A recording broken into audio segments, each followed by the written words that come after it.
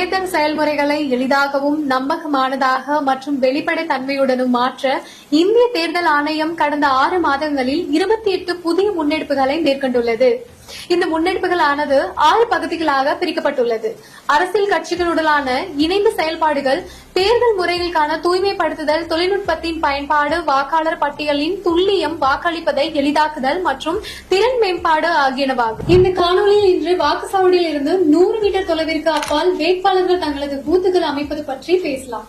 தேர்தல் நாளன்று வேட்பாளர்கள் வாக்குச்சாவடியிலிருந்து 100 மீட்டருக்கு அப்பால் தங்களது பூத்துகளை அமைக்க தேர்தல் ஆணையம் அனுமதித்துள்ளது.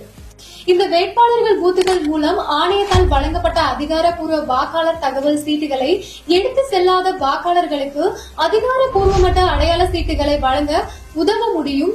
இது ஒவ்வொரு வாக்காளர்களுக்கும் குழப்பமாகவோ அல்லது தாமதமாகவோ இல்லாமல் தங்கள் வாக்கை பதிவு செய்வதற்கு தேவையான உதவியினை பெறுவதை உறுதி செய்கிறது. அடுத்த காணொலியில் இந்திய தேர்தல் ஆணையத்தால் மேற்கொள்ளப்பட்டுள்ள பிற முன்னெடுப்புகளை பற்றி காண்போம். இதுபோன்ற இந்திய தேர்தல் ஆணையம் தொடர்பான மேலும் புதிய தகவலுக்கு எங்களது அனைத்து சமூக ஊடக தளங்களை பின்தொடரவும் மற்றும் சப்ஸ்கிரைப் செய்யவும்.